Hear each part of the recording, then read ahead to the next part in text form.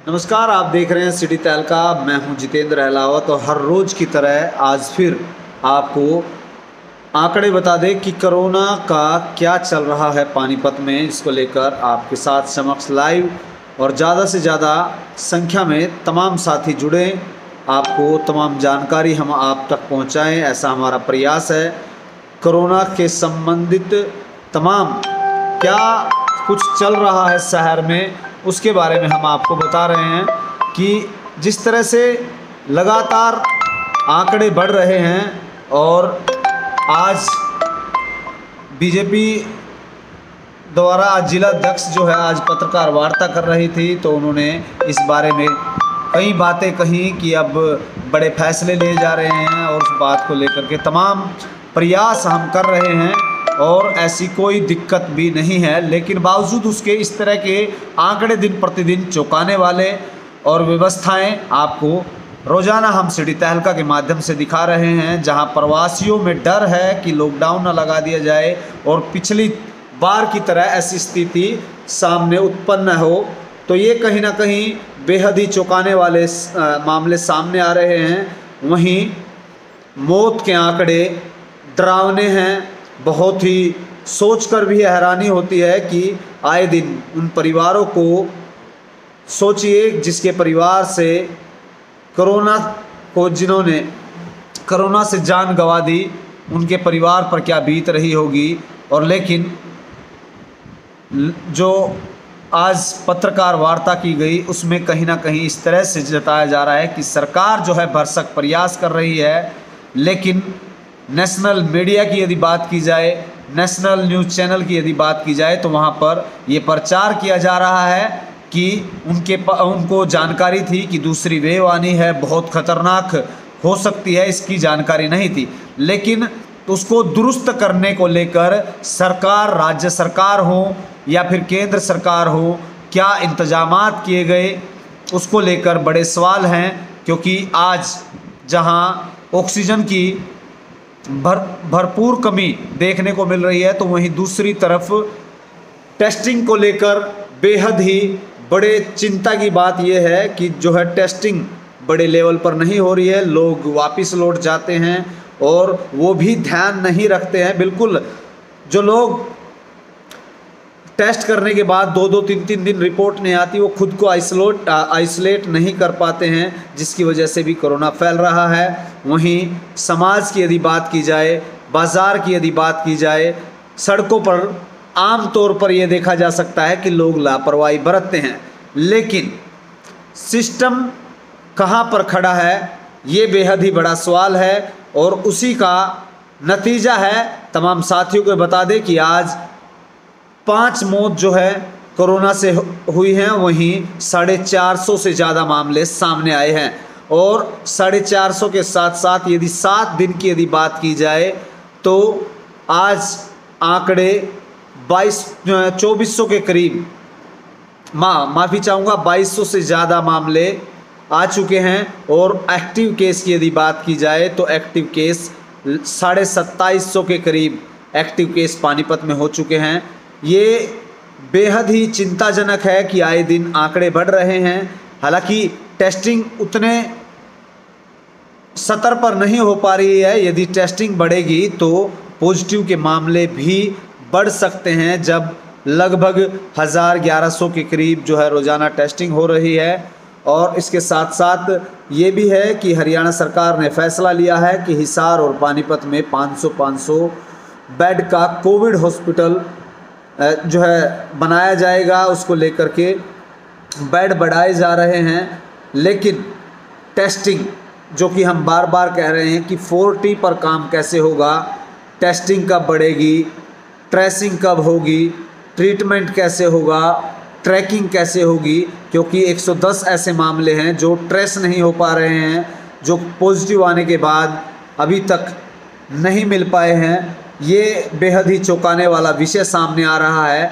तमाम साथी जुड़ रहे हैं और हमारे साथ बातचीत भी करने का उनका प्रयास है, तो हम उनसे भी बातचीत करेंगे। अपनी प्रतिक्रिया लगातार आप हमें दे सकते हैं, लेकिन सभी को यह जानकारी दें, क्योंकि मौत के आंकड़े भी रोज़ाना बढ़ रहे हैं। कल की यदि बात की जाए तो 7 मौत, जो कि सरकारी जो आंकड़े जब आते हैं डीपीआरओ की तरफ से या फिर सिविल सर्जन की तरफ से जब आंकड़े जो सार्वजनिक किए जाते हैं, उसमें भी मौत के आंकड़े नहीं शामिल किए गए थे। हालांकि आज बातचीत की गई थी उसको लेकर, कहीं ना कहीं डॉक्टर अर्चना गुप्ता जो कि पानीपत बीजेपी जिला अध्यक्ष हैं, उन्होंने पत्रकार वार्ता की। जब उनसे बातचीत की गई कि लोग, प्रवासी लोग जो हैं वो पलायन करने को मजबूर हैं, उन्होंने उस पर जो जवाब दिया कि हमने पिछली बार भी काफ़ी प्रयास किए थे, भरसक प्रयास किए, लोगों तक खाना पहुंचाया, बिल्कुल पहुंचाया होगा,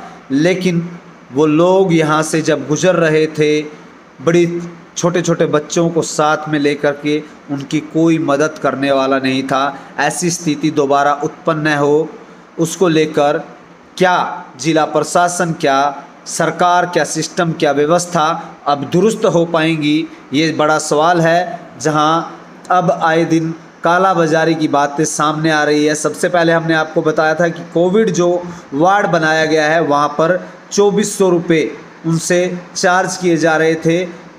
टीका जो है दिन में 4 बार लगता है, ऐसा महिला ने बताया था और वो वीडियो भी हमने आप तक पहुंचाई थी। तो ये कहीं ना कहीं जो जानकारियां हैं, वो जो सिस्टम में झोल चल रहा है उस पर किस तरह की जांच है, ये देखने वाली बात है। बहरहाल लगातार इस तरह के प्रयास तो हम सभी साथियों से लगातार गुजारिश करते हैं कि आप तमाम साथी अपनों का ख्याल रखें, गाइडलाइन का पालन करें। तमाम साथी जो है सामाजिक दूरी बना करके, और ज़रूरत है तभी बाहर निकले, घरों में रहे, सुरक्षित रहें। तो सभी से हम बार बार सीढ़ी तहलका के माध्यम से गुजारिश करते हैं, क्योंकि पानीपत के सामान्य अस्पताल की स्थिति लगातार ख़राब होती जा रही है, जहां लोग ना सोशल डिस्टेंस का पालन कर रहे हैं, ना ही वहां पर भी मास्क देखने को मिल रहा है। और ऑफ द रिकॉर्ड यदि बात की जाए तो हालांकि ये ज़रूर है कि दावे किए जा रहे हैं सिविल सर्जन की, मास्क की भी भरपूर उनके पास हैं, और साथ के साथ दवाइयों की भी जो है भरपूर मात्रा में उपलब्धता है उनके पास। लेकिन जब उनसे पूछा जाता है और बाहर जब ये जानकारी आती है तो ये बेहद चौंकाने वाली है। हमने कल भी आपको बताया था कि रोहतक में ड्रग्स कंट्रोलर के साथ मीटिंग कर निर्देश दिए गए रोहतक उपायुक्त द्वारा, और सभी मेडिकोज के सामने ये एक नोटिस बोर्ड चिपकाया गया कि यदि कोई भी दवाई उपलब्ध है और इस रेट से ज़्यादा किसी को दी जाती है तो उस पर तुरंत प्रभाव से कार्रवाई की जाएगी। उसके बावजूद अभी तक इस तरह का कोई एक्शन प्लान यहाँ पर तैयार नहीं किया गया है, और जिसको लेकर 10 गुना महंगे दामों पर दवाइयाँ बेची जा रही है। ये बेहद ही चिंता की बात है, और इसको लेकर क्या प्रशासन अब इस पर क्या रुख इख्तियार करना है, ये भी देखने वाली बात होगी। अभी फ़िलहाल जो साथी जुड़े हैं उनको फिर से हम बता दें कि 451 केस आज सामने आए हैं, और उसके साथ साथ आपको ये भी बता दें कि मौत के आंकड़े भी लगातार बढ़ते जा रहे हैं। आज भी 5 से ज़्यादा मौत जो हुई हैं, ये बेहद ही चिंता की बात है। रविंद्र शर्मा जी हमारे साथ जुड़े हैं, उनका कहना है कि report are waiting for last 6 days. बिल्कुल, हम आपको बार बार यही जिक्र कर रहे हैं कि अभी भी इस तरह के मामले सामने आ रहे हैं कि 7-7 दिन में जब कोरोना की रिपोर्ट मिलती है, और उसी के साथ साथ गर्भवती महिलाएं जिनकी डिलीवरी होनी है 1 या 2 दिन के अंदर, वो लगातार लाइन में लग रही हैं, वो संक्रमित न भी हों तो इस कारण से हो सकती हैं। और उसके साथ साथ ये भी है कि कहीं ना कहीं डॉक्टर रिपोर्ट का इंतज़ार करते हैं तभी डिलीवरी की जाएगी। उस महिला पर आप देखिए क्या बीतती होगी, और उस सिस्टम जो दावे कर रहा है उन पर आप देख सकते हैं कि किस तरह के हालात हैं उन दावों की पोल खोलती वो तस्वीरें हम आपको दिखा चुके हैं। मनोज चौहान कहते हैं बिल्कुल वो आईपीएल में घुसे हुए हैं, इस तरह की बातें सामने आ रही हैं। बहुत सारी पेंडिंग है रविंद्र शर्मा जी, बहुत सारी। आशीष ग्रोवर जी कहते हैं कि लॉकडाउन लगना चाहिए संडे और सैटरडे को, उस पर सरकार विचार करे या ना करे। हालांकि सरकार ने कहा है कि इससे जो है व्यवसाय प्रभावित होता है, इसको लेकर के पिछली बार भी लॉकडाउन जो लगाया था उसको लेकर कहीं ना कहीं ये बात कही जा रही है, लेकिन लोग नहीं समझ रहे हैं। ये भी बड़ी चिंता की बात है, तमाम लोगों को इस पर जो है जागरूक होना चाहिए। अभी भी बहुत सारे ऐसे लोग हैं, भीड़ देखी जा सकती हैं, लापरवाहियाँ देखी जा सकती हैं। आज की टोटल रिपोर्ट जो एक्टिव रिपोर्ट है, प्रमोद शर्मा पूछ रहे हैं 451 है। सुबोध जी दैया हमसे हमारे साथ जुड़े हैं, उन्होंने कहा कि 7 आज मौत हुई है। हालांकि ऑफिशियल आंकड़े 5 है, कल आंकड़े भी नहीं दिए गए थे। और मीडिया का इसमें रोल क्या है, प्रमोद शर्मा कहते हैं बिल्कुल हमारा यह रोल है कि जो सिस्टम है वो किस तरह से चल रहा है वो आप तक पहुंचाएं और लोगों को जागरूक करें, क्योंकि इस वैश्विक महामारी में कहीं ना कहीं लोगों को, क्योंकि उन्हीं के परिवार से, हमारे ही परिवार से जब जाता है तो उसे पता चलता है। नेता लोग घर में बैठ कर के या फिर वहाँ इस तरह के दावे ज़रूर करते हैं, लेकिन धरातल पर क्या चल रहा है उसके बारे में जानने का यदि प्रयास करें तो बहुत कुछ सामने निकल के आएगा। रविंदर जी कहते हैं रिपोर्ट में इतना डिले क्यों हो रहा है, क्योंकि जब ये बात तंत्र से पूछी जाती है, ये बात प्रशासन से पूछी जाती है, तो उनका यही कहना है कि उनके पास जो लैब है उनकी कैपेसिटी जो है वो 600 है, 600 तक ही वो निकालते हैं, लेकिन वो कहीं ना कहीं 600 से 800 तक का प्रयास करते हैं। लेकिन जब टेस्टिंग ही कम हो रही है तो रिपोर्ट्स जिनके पास फ़िलहाल ही 600 की कैपेसिटी है तो उस पर खुद प्रशासन ये जो है एक्सेप्ट कर रहा है। तो इससे अंदाज़ा लगा सकते हैं कि 1100 से ज़्यादा जो सैंपल हो रहे हैं तो उसमें रिपोर्ट लाजमी है कि आप डिले होगी उसमें।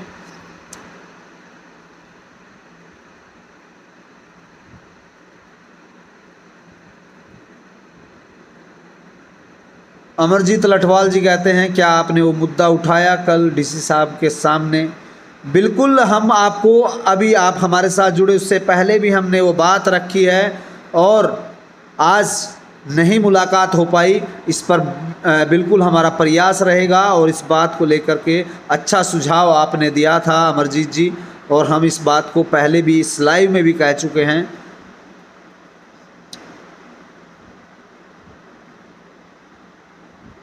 सुबोध जी कहते हैं कि सनोली रोड पर इको वैन में सवारियां जो है ठूस ठूस कर भरी जा रही हैं, अब भी कहां पर पानीपत प्रशासन। बिल्कुल, ये हम रोज़ाना दिखाते हैं, प्रवासी लोग जो जा रहे हैं लगातार पलायन करने को मजबूर है, औद्योगिक नगरी से छोड़कर अपने गांव इसलिए जा रहे हैं और उसके अंदर 100 से ज़्यादा सवारियां लेकर के जाते हैं।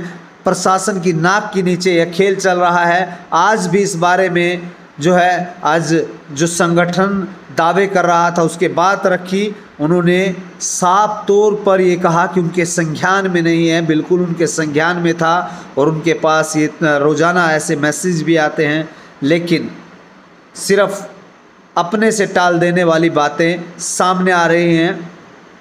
परव जी कह रहे हैं मेडिकल स्टोर पर ऑक्सीमीटर और दवाइयों की जो धांधली चल रही है, प्रशासन उस पर कोई कार्रवाई क्यों नहीं कर रहा है? हम बार बार कह रहे हैं ड्रग्स कंट्रोलर जो अधिकारी है उस पर उसकी जिम्मेदारी बनती है और प्रशासन उस पर कब संज्ञान लेगा वो बेहद ही चिंताजनक है। हम बार बार इस बारे में बात कर रहे थे। अमरजीत जो सुझाव था उस पर भी हमने इसी बात को लेकर के चर्चा की है। प्रवीण कुमार जी कह रहे हैं कि भाई तब तक खुद समझदार नहीं होंगे तब तक सरकार चाहकर भी कुछ नहीं कर सकती है।